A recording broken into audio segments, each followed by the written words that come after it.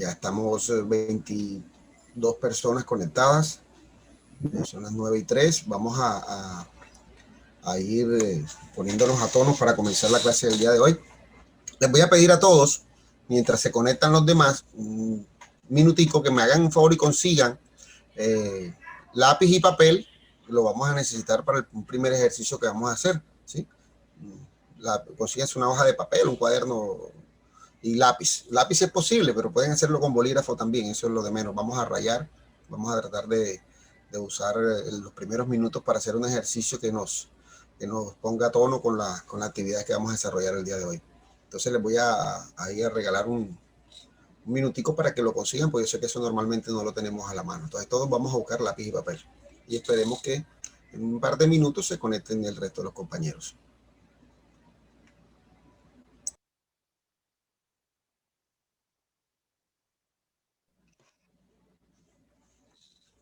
Bueno, ya estamos todos listos. Pues necesito la confirmación de que ya todos tienen sus hojas de papel, sus lápiz para iniciar el primer ejercicio. Bueno, con la finalidad de lograr, pero es que no me deja compartir acá los archivos que tengo abiertos.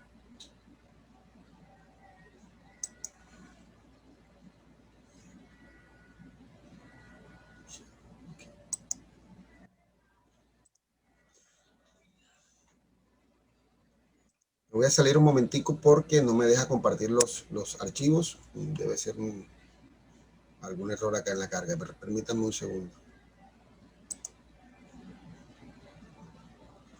Buenos días para todos, ya está listo el proceso. Vamos a iniciar.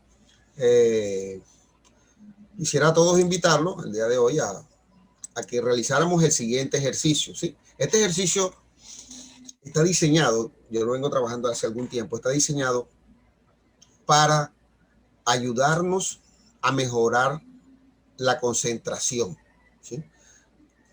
Cuando nosotros hacemos un curso de preparación para las pruebas saber, por lo menos desde mi perspectiva y de la perspectiva de la empresa con la que siempre he trabajado, creemos que una de las dificultades que tienen los estudiantes más fuertes para tener buenos resultados en las pruebas no es solamente su conocimiento, sino no es el conocimiento algo que esté en contra de él, sino que los estudiantes, cuando uno está en grado 10 o 11, ¿sí?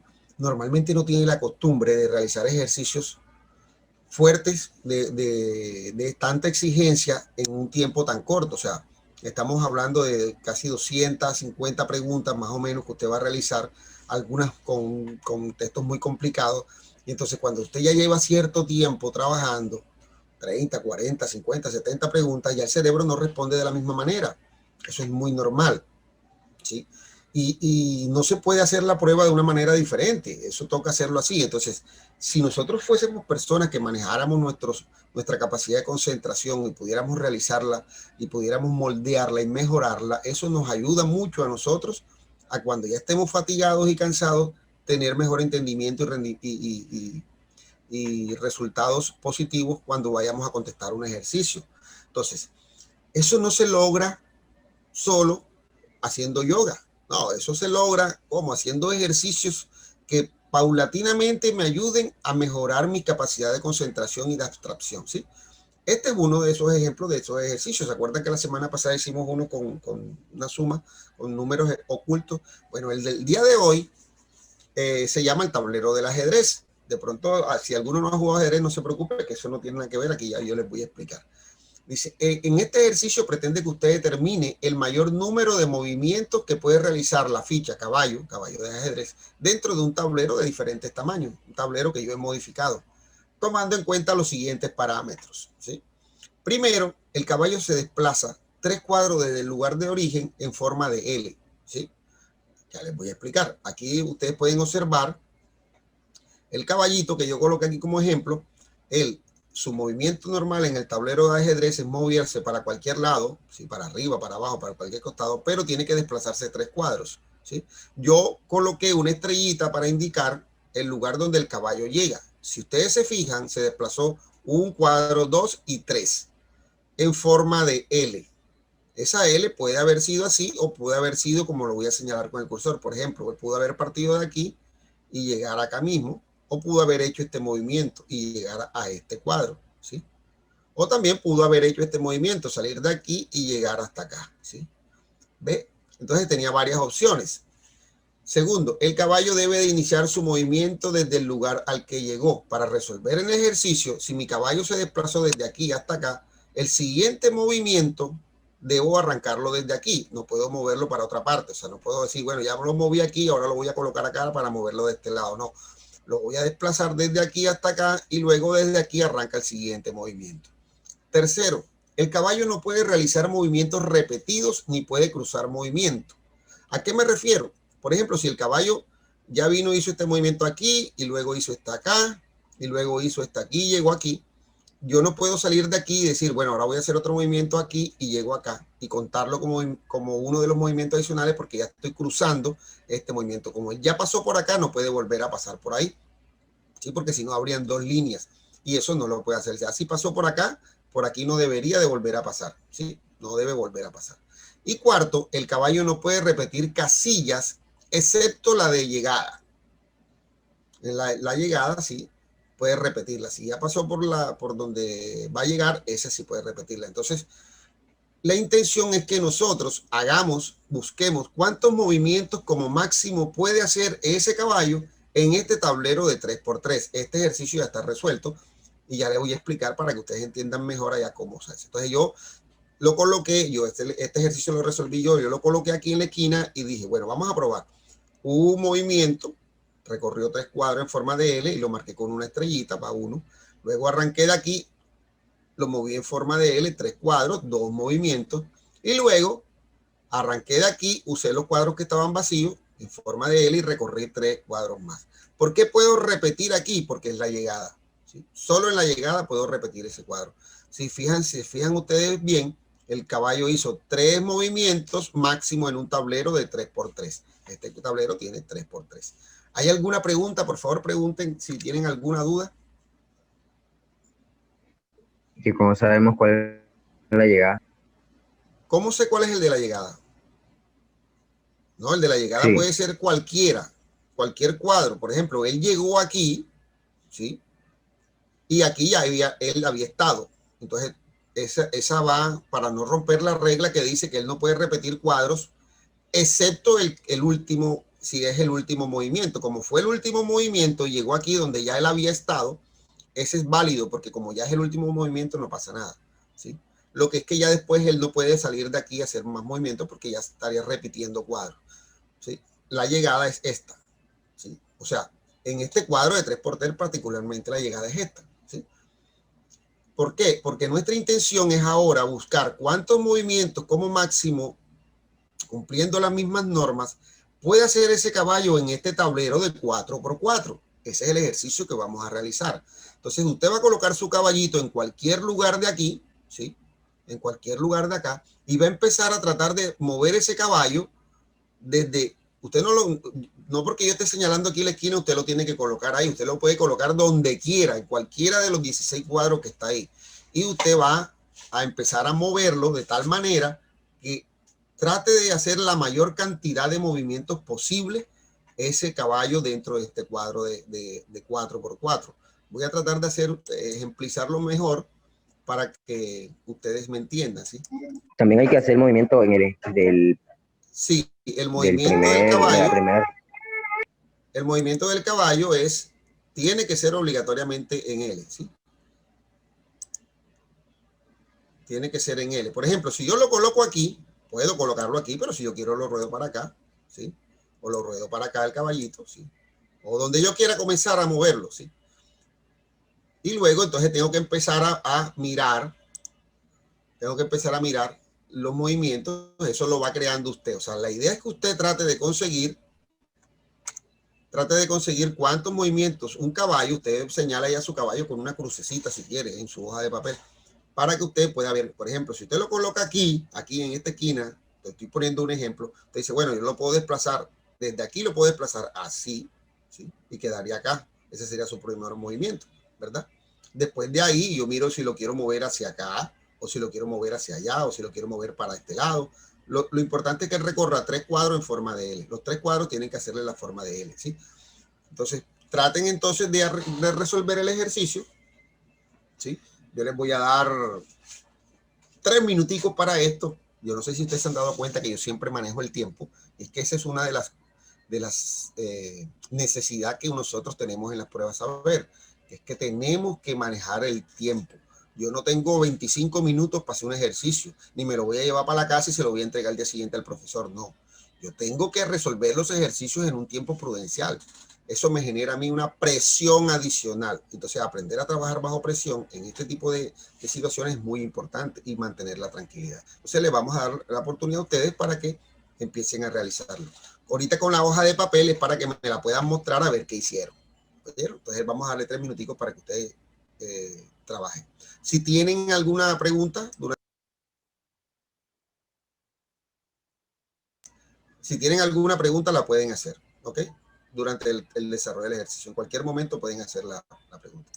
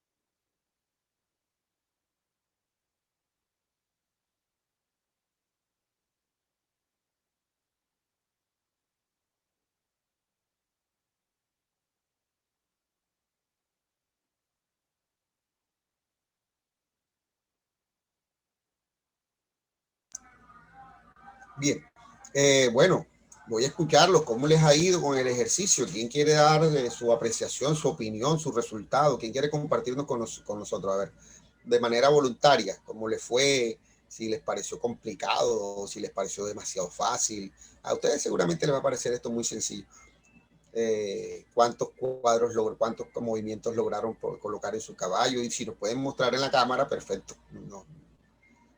Me gustaría ver cómo que compartan con nosotros la información. A ver, de manera voluntaria para no pedirle a nadie en particular. alguno que lleve adelantado el ejercicio, que lo haya resuelto, ¿sí? Que nos muestre qué hizo, que nos explique qué hizo. ¿Vale? Porque no tenemos mucho tiempo tampoco para estar. A ver. Voy diciendo, voy preguntándoles. A ver, a Juliet Fuentes, ¿cómo le fue a Juliet?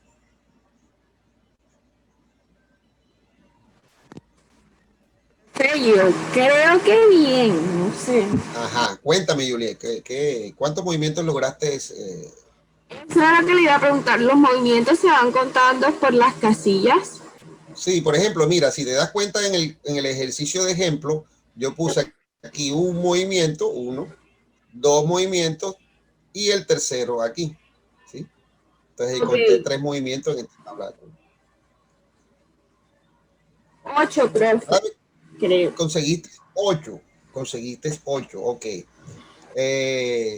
No nos lo puedes mostrar. El profe me hace prender la cámara y estoy en el computador. No, si no puedes, no, simplemente. ¿Por qué, Juliet, te digo que no los mostrara? Porque quería ver cómo lo hiciste, te explico. Profe, pero yo no estoy muy Bueno, segura, pero eso lo puedo mostrar, pero no estoy muy segura. no te preocupes, Juliet, tú no has escuchado un dicho que dañando aprendemos. Bueno, no importa, a ver, por ejemplo, Juanse, ¿cómo te fue a ti? Ya sabemos que Juliet consiguió 8. Juanse, ¿cómo te fue a ti? A ver.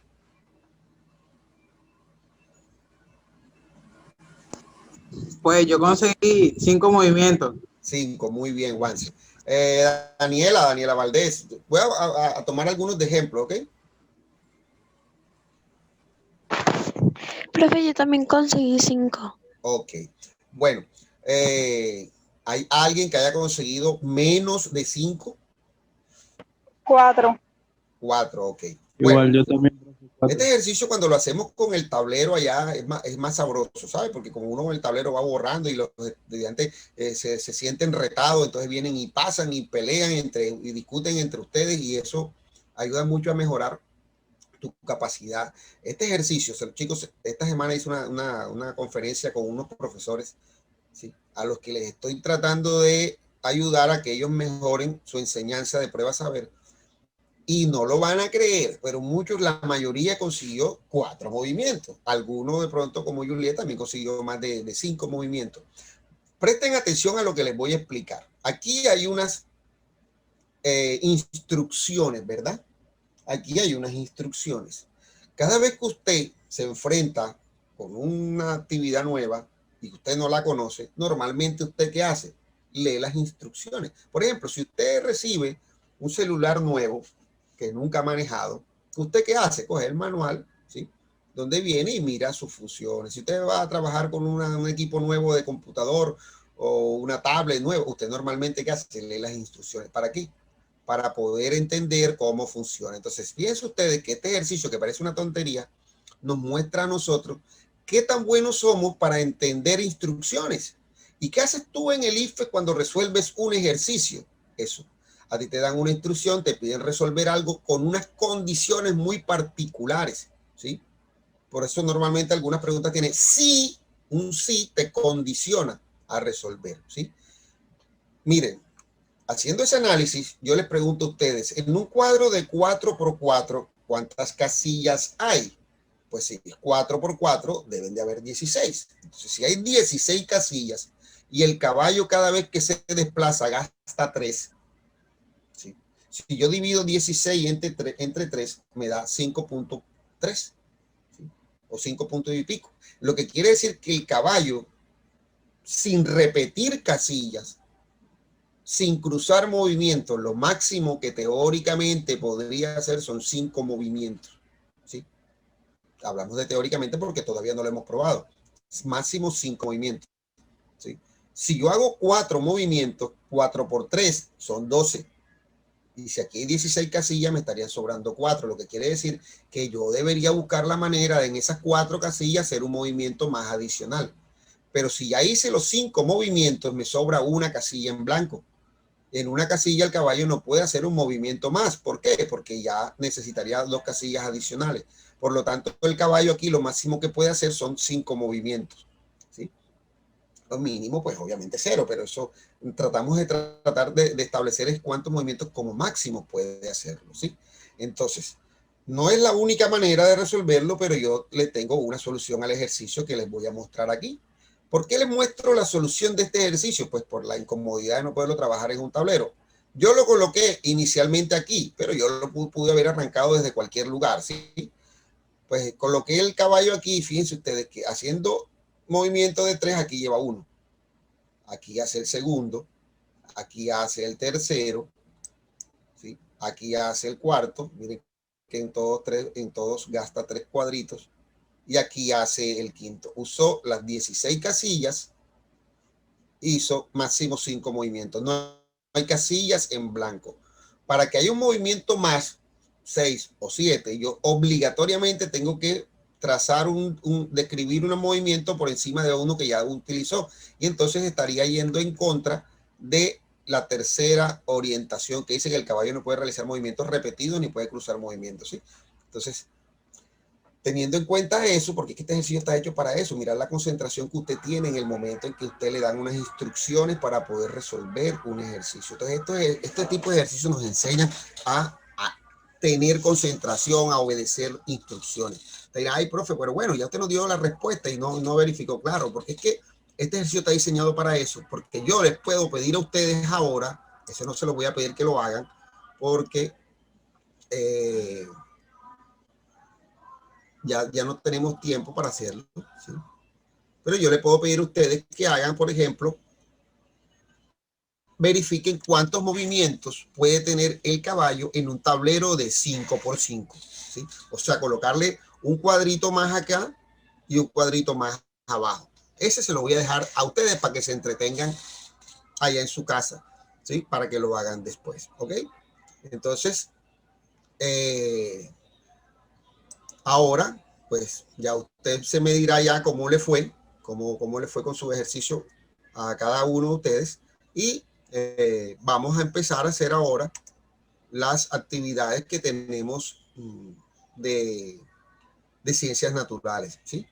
De ciencias naturales. Vamos a comenzar con el material que no trabajamos la semana pasada, que es un material, el propio material de las pruebas Saber que salió en el año 2019, sesión 1, o sea, lo que hicieron los estudiantes de calendario B el año anterior, para el mes de abril. Este ejercicio fue lo que le salieron a ellos. Quizás para nosotros es un poco más sencillo hacerlo. Entonces, vamos a hacer este primer ejercicio que está acá. Yo no recuerdo si ya lo habíamos hecho alguna vez. Sí, creo que este ejercicio ya lo habíamos hecho. Entonces vamos a hacer el ejercicio número 103, ¿sí? El ejercicio 103 que está acá. Perdón, se me fue la presentación. El ejercicio 103. Entonces le voy a dar, al igual que en todos los ejercicios anteriores, les voy a dar un minutico para que lo lean. Perdón, no estoy donde debo estar. Ahí está. Ejercicio 103, este, ¿sí? Voy a dar un minutico para que lo leas, encuentres una opción y socializamos la respuesta en 2 minutitos. Entonces, por favor, vayan leyéndolo y vayan tratando de buscar una opción apropiada.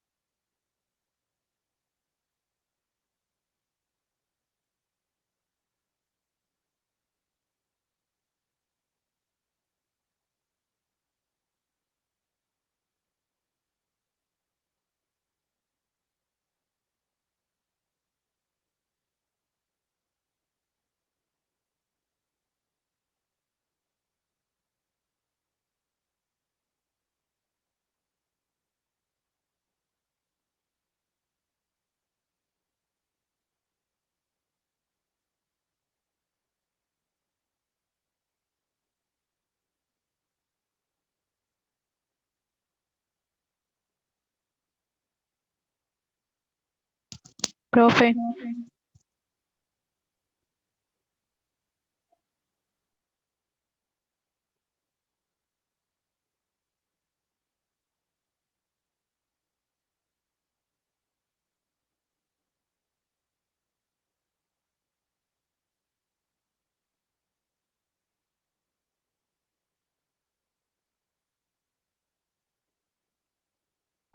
Profesor, no se escucha.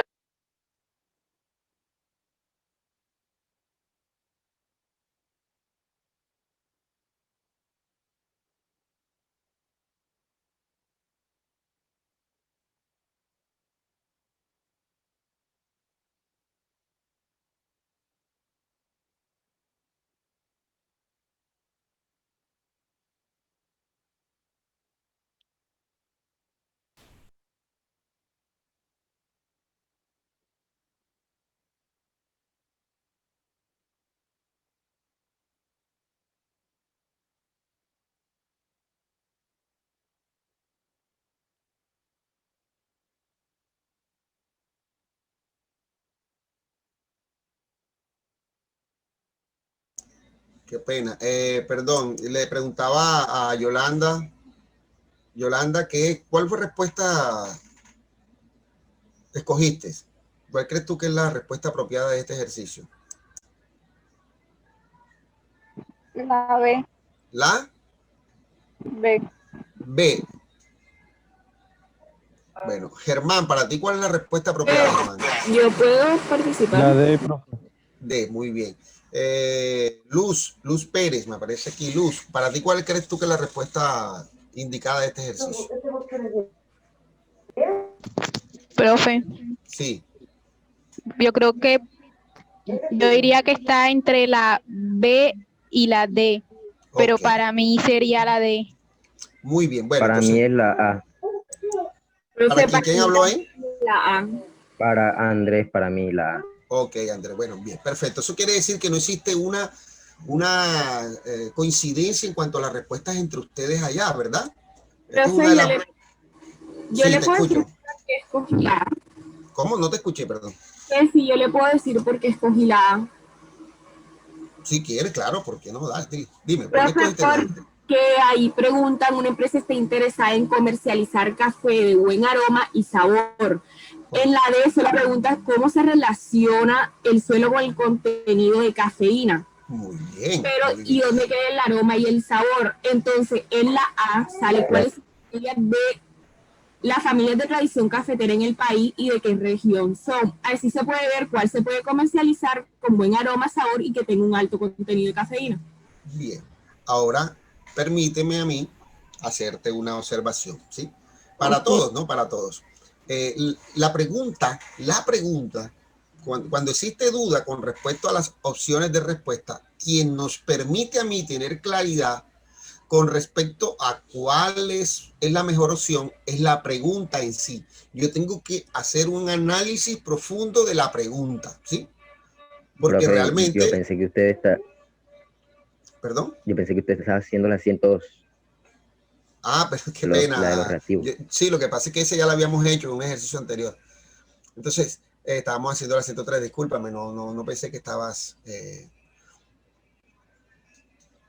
Entonces, ahora me van a tener que aclarar si quienes me estaban contestando estaban hablando de la pregunta 102 o 103, pero creo que la mayoría estaban trabajando la 103, porque me estaban hablando Sí, de la región cafetera ahora, de la niña que me estaba hablando.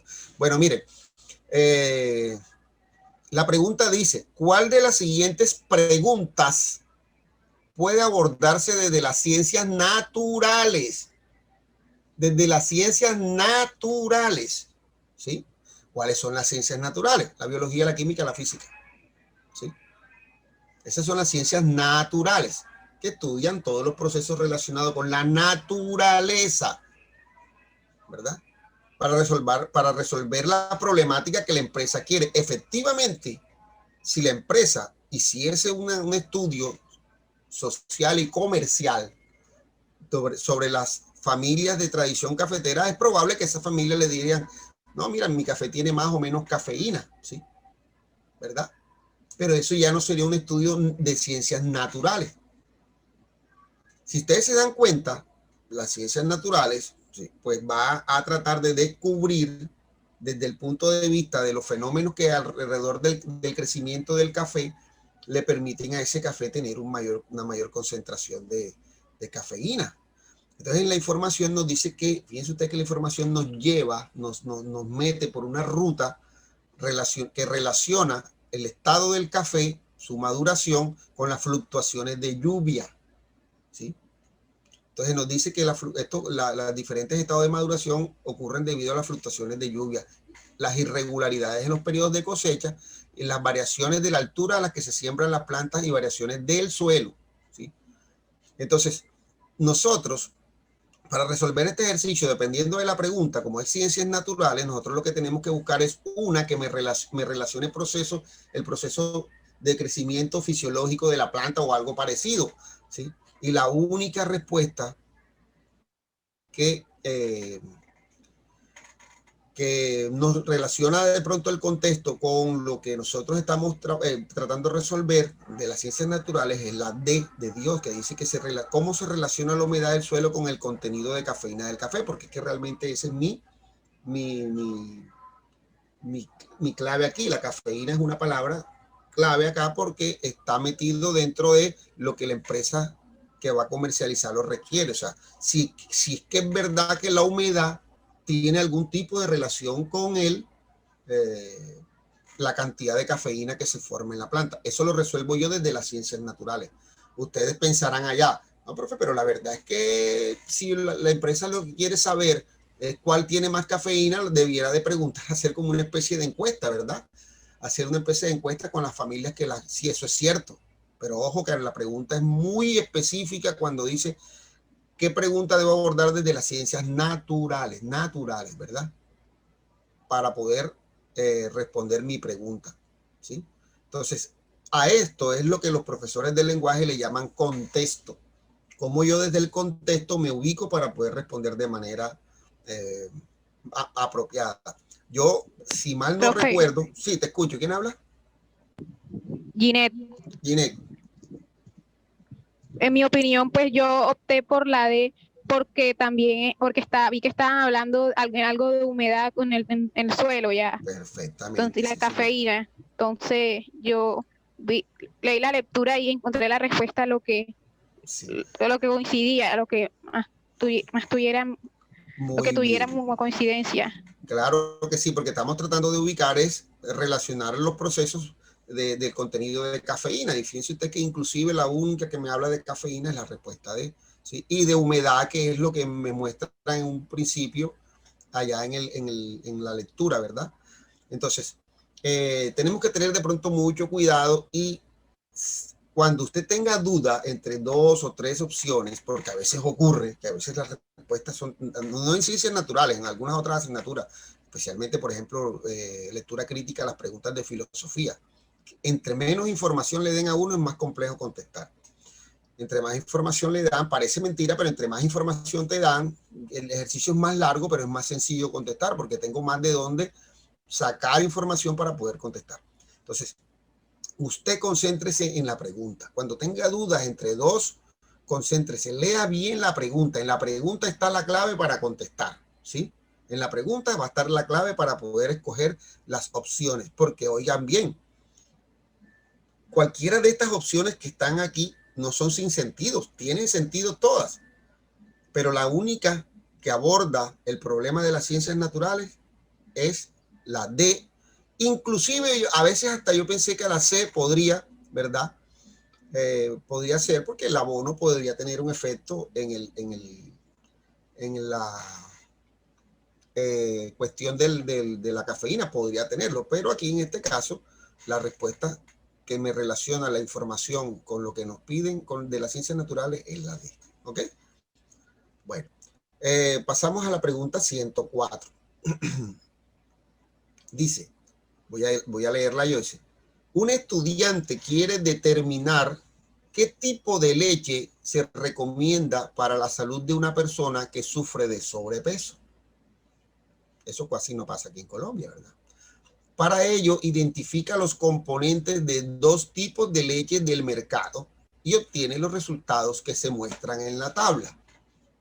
Así como yo estoy leyendo, ¿sí?, debiéramos de leer todo. De hecho, una de las recomendaciones que yo les hago a los estudiantes, sobre todo cuando ya están fatigados y sobre todo cuando están cansaditos, que yo sé que a ustedes les ha pasado, que uno viene y hace una lectura y cuando llega al punto final de la lectura, uno se dice a sí mismo, Juan, no entendí nada. ¿Qué le toca? Volver a leer. ¿verdad? Si uno hace una lectura con intención, como les decía desde un principio cuando comenzamos las charlas, y la intención es tratar de decir de quién es, responderme dos preguntas sencillas, de quién hablan y qué dicen de esa persona, objeto o de lo que estén hablando, ¿sí? Uno, cuando se responde esas dos preguntas, es capaz de tener ya claridad, haber comprendido el texto. Entonces, en este caso, si un estudiante quiere determinar qué tipo de leche se recomienda para la salud de una persona que sufre de sobrepeso, y para ello identifica los componentes de dos tipos de leche del mercado y obtiene los resultados que se muestran en la tabla. Entonces, podríamos decir que el sujeto de aquí es el estudiante que quiere determinar, ¿verdad?, cuál de dos marcas de leche le sirve más a una persona con sobrepeso. Y obviamente él estudió las componentes de la leche y tuvo los siguientes resultados. Ya entendiendo esa información, podemos entender también la tabla. Entonces nos dice la leche 1 tiene 31.1 gramos de proteína, mientras que la leche 2 tiene 32.2 gramos de proteína. Y así van describiendo la concentración de los componentes, por ejemplo, carbohidratos, grasas y calcio, ¿verdad? Las tablas son para darnos información, así que no tenemos por qué memorizarlas, para eso siempre van a estar ahí. Ahora dice el ejercicio, de acuerdo con los resultados obtenidos, el estudiante concluye. Ojo, que son conclusiones del estudiante. ¿Sí? Cualquiera de los dos tipos de leche es recomendable para una persona con sobrepeso, porque los dos tipos de leches analizados presentan calcio. Esa es su apreciación. Una nutricionista le indica que una persona con sobrepeso debe disminuir en su dieta el consumo de grasas y de carbohidratos. Eso nosotros lo sabemos, inclusive sin que la nutricionista nos lo diga, ¿verdad? De acuerdo con la información anterior, ¿cuál de las siguientes es una conclusión coherente con los resultados del estudiante? Fíjense ustedes la pregunta que nos hacen aquí. ¿Cuál de los dos de las siguientes es una conclusión coherente con los resultados del estudiante? ¿Sí? Dice la opción A. La leche 2 se recomienda para una persona con sobrepeso porque contiene menor cantidad de grasa y carbohidratos que la leche 1. El argumento que nos dan es válido, pero vamos a ver si la información coincide. ¿La leche 2 tiene menor cantidad de carbohidratos? Sí. ¿Y de grasas? Sí. Y la A dice, la leche 2 se recomienda para una persona porque tiene menor cantidad de grasa y de carbohidratos con la leche 1. Es eso. Esta es la respuesta correcta. Y concuerda con lo que dice el nutricionista. Perfectamente. Y además es cierta, porque a veces nos colocan un argumento, pero cuando voy a la tabla me doy cuenta que no es verdad lo que me están diciendo ahí. ¿Sí? Por ejemplo, si miras, dice la leche 1 se recomienda para una persona con sobrepeso porque contiene una menor cantidad de proteínas que la leche 1. ¿Sí? Aunque es verdad que contiene menor proteína que la leche 1, el argumento aquí es falso. Porque lo que nos importa aquí es el contenido de grasa y de carbohidrato, que es lo que nos engorda a nosotros. ¿Sí? Que es lo que nos engorda a nosotros. ¿Qué tiene bastante carbohidrato y grasa? La salchipapa, por ejemplo, abundan en grasas y lamentablemente unas grasitas que nos hacen mucho daño que se llaman grasas saturadas. A nosotros las grasas insaturadas no nos generan tanto daño para la salud. Las grasas saturadas sí. Los ácidos grasos saturados provenientes de grasas animales especialmente son las que nos generan mayor problema porque ellas tienden a volverse sólidas cuando están en el torrente sanguíneo, entonces dejan de ser líquidas y circular sin ningún tipo de problema como algunos ácidos grasos, ¿sí? En cambio hay otros que tienden a convertirse en grasas sólidas y entonces empiezan a obstruir la circulación de la sangre. De pronto ustedes lo conocen mejor a este tipo de grasa con el nombre de colesterol o triglicéridos, ¿verdad? Los colesterol y triglicéridos son sustancias que se vuelven sólidas cuando están en el torrente sanguíneo y entonces nos generan problemas de circulación de la sangre. Que está en el aceite, ¿cierto? Sí. Lo que pasa es que depende del origen del aceite. Normalmente los aceites de origen vegetal contienen una menor cantidad de triglicéridos y de colesterol de baja densidad. ¿Sí? Hay dos tipos de colesterol, ¿no? Todos los aceites contienen colesterol. que es una lipoproteína, pero hay uno que es de alta densidad y uno que es de baja densidad. Mejor dicho, hay un colesterol bueno y un colesterol malo, para entenderlo así, pero se vuelven buenos o malos dependiendo de la cantidad que nosotros consumamos de ellos, ¿sí? Porque los necesitamos en el cuerpo, ¿eh? Eso es mentira que el ser humano y el cuerpo no necesita grasas. Por supuesto que sí. Usted necesita consumir grasas porque las grasas son sustancias energéticas, nos van a producir energía, pero obviamente el cuerpo las utiliza como la energía de reserva, ¿sí? Cuando usted está en periodos en los que no está consumiendo azúcar, carbohidratos, el cuerpo va utilizando las grasas que están en su organismo y las va convirtiendo, las convierte el hígado, las va convirtiendo en azúcares para mantener los niveles de energía siempre al mismo tope. Cuando usted deja de consumir carbohidratos por un largo periodo de tiempo, entonces el cuerpo comienza a utilizar las grasas de reserva que están en el abdomen, que están en la parte de atrás de las nalgas, que están en la papada, que están en los brazos, la empieza a consumir. Por eso es que si usted deja de consumir carbohidratos, harina, azúcares, durante tiempos prolongados, entonces se adelgaza, ¿sí? Empieza a adelgazarse porque el cuerpo comienza a consumir las grasas de reserva. Ahora bien, que si usted está expuesto a un hambre muy fuerte, se le acaba la grasa que tiene en el cuerpo y el cuerpo comienza a consumir las proteínas que forman los músculos para poder mantener funcionando el cerebro. Por eso es que las personas que sufren de hambruna se adelgazan mucho, quedan en los meros huesos porque los músculos se empiezan a consumir por completo, ¿sí? Bueno, pasamos a la pregunta siguiente. Si no hay ninguna sobre esta, quedamos todos en conclusión que la respuesta era la A. Dice la pregunta 105, o mejor dicho, les voy a permitir a ustedes en este ejercicio que ustedes lean la pregunta 105 y busquen una opción de respuesta. Les voy a dar un par de minuticos. Yo desconecto mi micrófono para que no se escuchen los ruidos ambientales, ¿oyeron?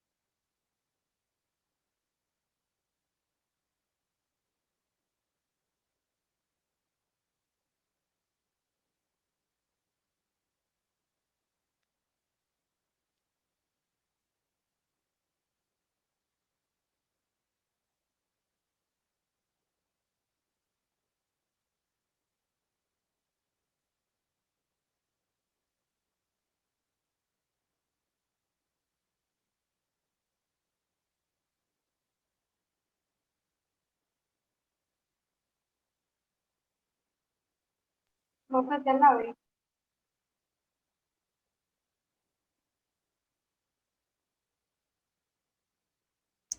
Bien, vamos a socializar porque esta pregunta particularmente no es tan compleja, o eso cree uno, ¿no? Que no son tan complejas, ¿verdad? La pregunta dice, ¿cuál de los siguientes procedimientos debe realizar el niño para comprobar su hipótesis? ¿Cuál es la hipótesis que el niño tiene? El niño cree que lo que es un panadero es para que el pan quede más esponjoso. ¿Y qué hace el panadero? El panadero le deja reposar después de preparar la masa, deja reposar la masa por 1 hora después de agregarle la levadura, ¿sí? O sea, él prepara su masa, le agrega la levadura y no la usa enseguida para hornear, sino que la deja reposar durante un rato. Y el niño cree que esto es lo que hace que el pan se vuelva más esponjoso. O sea, ¿qué ve él? Que se reposa y le agregan levadura. ¿Qué tendría que hacer él para comprobar eso? pues tendría que comprobar el efecto de la levadura en el pan. Por tal motivo, tendría que probar en algún momento, ¿sí?, qué pasaría si hace ese ejercicio sin levadura, ¿verdad? ¿Eh? Y hay una sola opción que nos dice a nosotros que él compare pan con levadura y pan sin levadura, ¿verdad? Es la única opción que ustedes ya la mencionó alguno por ahí, que es la que menos habla de eso, que es la B, que dice tomar varios trozos de masa con levadura y otros sin levaduras. Los dejo reposar por 1 hora, que fue el mismo tiempo que el panadero utilizó, ¿verdad? Y luego hornearlo y observo qué sucede a cada una de las masas. Así puedo comparar en igualdad de condiciones lo que ocurre con masas, ¿sí?, a las que le agrego y no le agrego levadura. ¿Hay alguien que de pronto haya marcado una opción diferente y tenga duda? Profe, Sí. Sí, Gine, cuéntame. pues yo diría que es la B. Correcto, ¿Aló? Gine, la B. Sí. Sí. Profesor, Cristian, dime. otro dato importante es que en las otras opciones el tiempo no es el mismo, no es el de 1 hora, sino que media Muy hora, bien. 3 horas o 5 minutos. Sí, señor. Mira que en la A habla de 5 minutos, ¿verdad? Entonces estaría descartando la parte de la observación que él hizo del tiempo que se demoró el panadero. Y si el panadero lo hace, debe ser por una razón, ¿sí? Entonces el tiempo juega un papel fundamental acá, ¿verdad? En la C nos hablan de 3 horas y en la D nos hablan de media hora, pero lo más importante es que las otras no hacen la comparación entre masa, entre levadura y no levadura, que es lo que él tiene que probar para ver el efecto. O sea, además del tiempo, la levadura son las dos variables fundamentales acá para probar la hipótesis. Que eso, cuando yo estudié biología pura, cuando uno estudia biología, uno tiene variables y tiene constantes, ¿sí? Cuando uno va a hacer un experimento, va a probar algo, uno tiene que colocarle ciertas variables controladas para poder determinar, por ejemplo, cuando uno está probando una droga, ahorita que se está muy de moda la cuestión de las vacunas y por la cuestión del COVID, se demora mucho porque no es solamente tener la parte de la cepa que vaya a proteger, hacer que el cuerpo produzca anticuerpos para combatirla a su vez, sino es en qué concentración tiene mayor efecto, ¿sí? Entonces, cuánta cantidad de esa proteína tengo que colocar en la sustancia que voy a inocular en el cuerpo de un ser humano, y todo eso se demora meses para probarse, ¿sí? Es más, el hecho de que esta vacuna haya estado tan rápido comparada con otras vacunas. Hay enfermedades que se han demorado 20, 30 años para conseguir una vacuna. Si no, pregúntenle a Manuel Elkin Pata Arroyo, que se demoró casi 15 años para conseguir la vacuna sintética contra la malaria, y esta la consiguieron en menos de 1 año. A mí me hace sospechar que ya esta vacuna estaba bastante adelantada, ¿sí? Estaba bastante adelantada y que esto tiene de casualidad muy poco. Y yo no soy de las creyentes mucho en las teorías de las conspiraciones, pero como biólogo sí tengo un cierto conocimiento sobre la parte del proceso de producción de vacunas, porque uno ve en la universidad una materia que se llama biotecnología, que ahí se estudian cómo se producen vacunas y otros tipos de productos utilizando los seres vivos, ¿sí? La vacuna es un producto que utiliza seres vivos. Profe, En este caso es el mismo virus. Sí, te escucho. la razón por la que la lograron hacer tan rápido es porque es sumamente urgente tenerla ya. Entonces la están haciendo con prisa hacia correr. Cristian, dime una enfermedad que no sea urgente curar. Bueno, pero por lo menos las demás enfermedades no están poniendo No, a que la economía, no el produjeron mismo una impacto. pandemia mundial. Exacto. No Claro, produjeron Cristian, una pandemia mundial que detuvo casi todo el mundo. Eso es lo que a veces quieren que nosotros creamos, que esas son las razones, pero permíteme decirte que indiferentemente de la necesidad, las vacunas tienen un proceso, ¿sí?, que por más rápido que tú quieras elaborarla, por muy rápido que quieras elaborarla, requieren un tiempo de prueba, ¿sí? Eso hay que probarlo, primero conseguirlo, aislar la cepa. Toda la cepa no sirve para hacer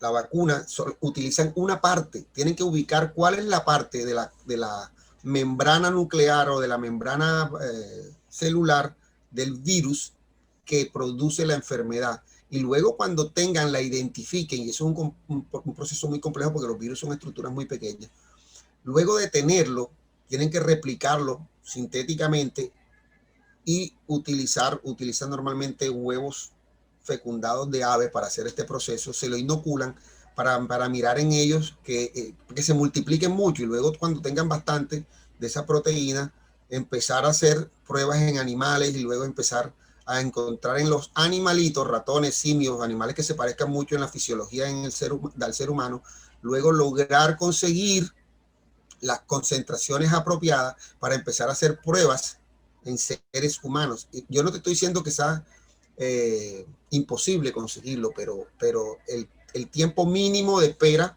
es de 2 años cuando son enfermedades virales, el tiempo mínimo. O sea, yo no te estoy diciendo que no se tomaron los 2 años. Sí, seguramente tienen más de 2 o 3 años haciéndole el seguimiento a esto, ¿sí? Seguramente tienen 2 años de estar probándolo. Lo que pasa es que a mí lo que me queda la sensación es que ya habían comenzado a hacer las pruebas de este organismo, de esta vacuna, antes de que se empezara a regar en el mundo Yo pienso que simplemente lo hicieron con demasiada prisa y la vacuna en sí no es segura. Hacen falta las pruebas. Hacen falta las pruebas. Esa es una probabilidad. Esa es una probabilidad, ¿sabes? Eso es una probabilidad. Ojalá estemos equivocados todos. Ojalá. Hombre, si la vacuna fuera segura, ¿por qué no la están produciendo en masa a nivel mundial ya? Bueno, Rusia sí la está haciendo. Ya Rusia la está haciendo.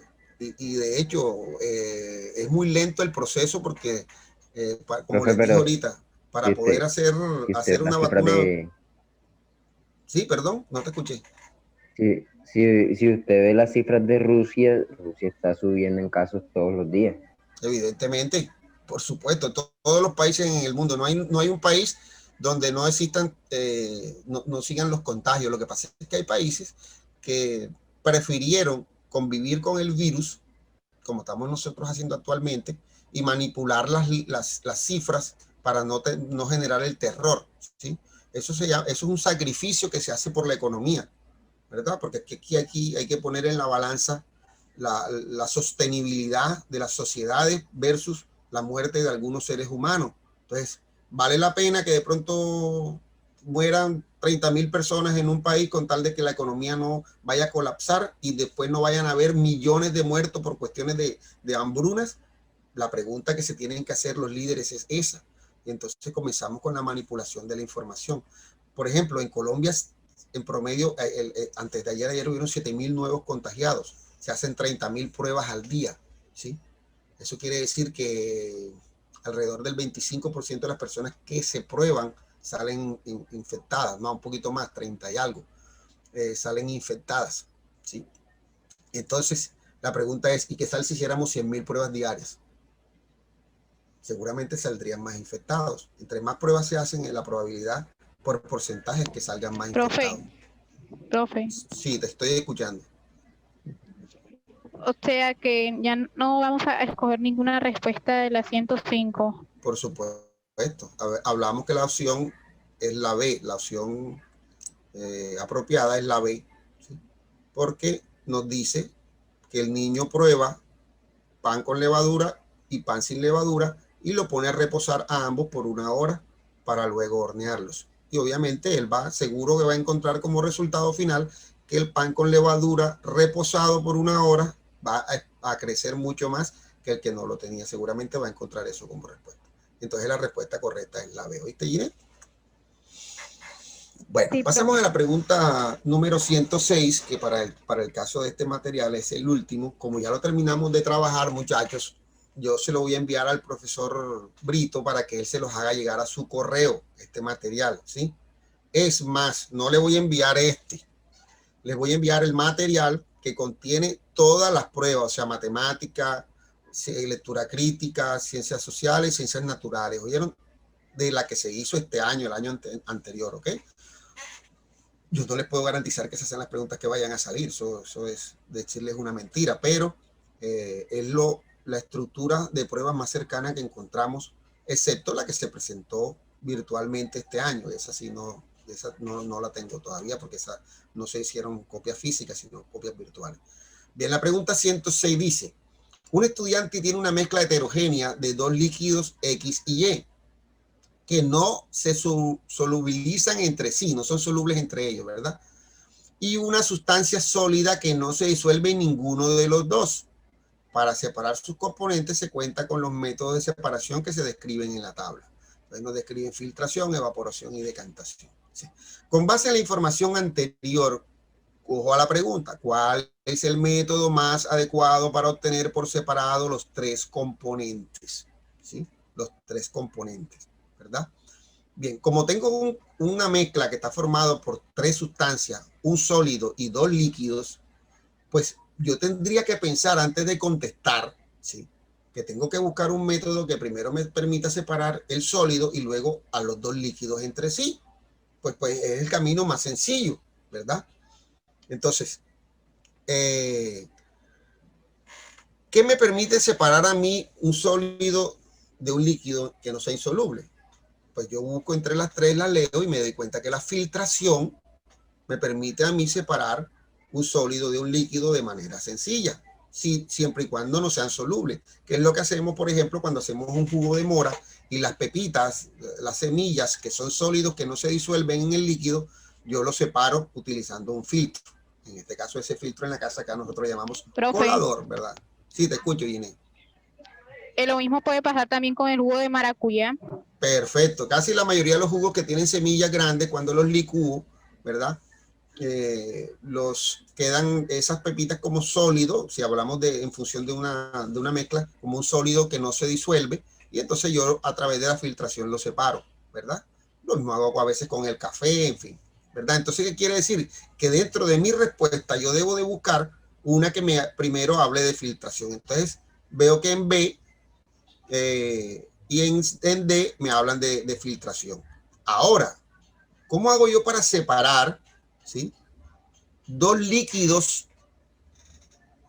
Bueno, para separar dos líquidos yo puedo utilizar varias formas, dependiendo de cómo se comporten los líquidos entre sí. Por ejemplo, en la evaporación me dice, yo separo sólidos solubles de líquidos mediante calentamiento. Y la decantación me dice, yo separo líquidos que no se solubilizan entre sí y forman una mezcla heterogénea. ¿Esa es la característica de estos dos líquidos? Sí. Me dicen que los líquidos X y Y no se solubilizan entre sí. Para poner un ejemplo en la vida cotidiana, el agua y el aceite. Ambos son líquidos, pero no se disuelven uno en otro. Si yo mezclo agua con aceite, me doy cuenta que se forman dos capas. Arriba el aceite, que es menos denso, y abajo queda el agua. Entonces me dice que la decantación me sirve para separar esos dos líquidos. Entonces yo debería buscar una solución que diga que primero filtro para separar el sólido y luego decanto para poder separar los dos líquidos y obtenerlos por separado. Entonces, ¿hay una opción que me dice eso? Sí. La opción que me dice eso es la B. Primero filtro para separar el sólido y luego decanto para poder separar el líquido más denso.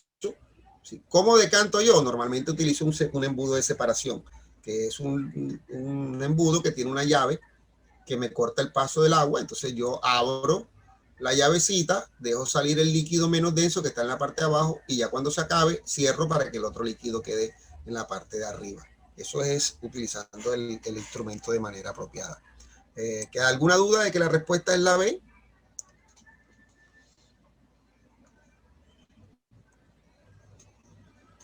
Bueno, listo. Como yo supongo que el profesor Brito debe tener sus correos electrónicos para poderle enviar información con respecto a las charlas, entonces a ese mismo correo el profe les va a hacer llegar este archivo que les voy a enviar. Se los voy a mostrar para que sepan que van a recibir. Déjenme detener la presentación un momentico acá para poder abrir el documento. Me esperan un segundito mientras busco acá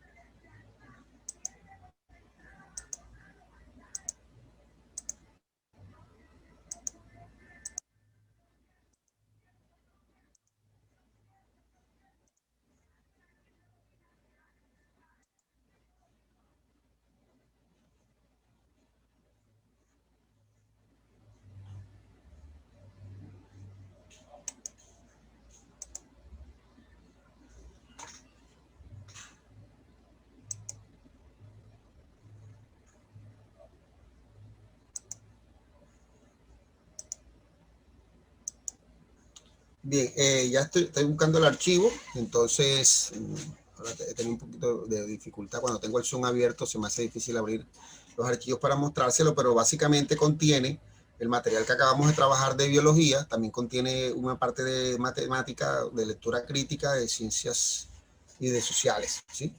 Contiene, no recuerdo si contiene el de inglés, no sé, ahora mismo no lo recuerdo, creo que sí tiene también un componente de inglés. Se los voy a hacer llegar al profesor para que él se los haga llegar a su vez a ustedes a su correo, ¿sí? Ese material obviamente es un material de consulta porque como no, ya sí les toca a ustedes mirar para que vean cómo están estructuradas las diferentes tipos de preguntas, para que ustedes se den cuenta que les preguntan. Recuerden que en cuestión de temáticas no vale la pena uno prepararse en temas. ¿Por qué no vale la pena uno prepararse en temas? Porque son demasiados temas. Y si se dieron cuenta, las preguntas que hemos trabajado en ciencias naturales relacionan mucho los conceptos, pero con las cuestiones cotidianas, por ejemplo, el del café, ¿sí? El del café, uno en ciencias naturales en el colegio no le da tiempo quizás a uno de estudiar un ejercicio tan específico como ese, contextualizándolo a los cultivos, ¿verdad? Debiera de hacerlo, realmente los profesores debiéramos de concentrarnos un poquito en cuanto a después de enseñar circulación, de nutrición, cómo llevo y contextualizo esto en la vida cotidiana de los chicos, de los estudiantes, para que ellos a su vez muestren un mayor interés y sepan que la información que en la escuela se recibe tiene una función, tiene una funcionalidad, ¿sí? Porque, por ejemplo, en cuanto a ciencias naturales, la nutrición es muy importante, especialmente porque nosotros ahora somos, por ejemplo, una sociedad que se está volviendo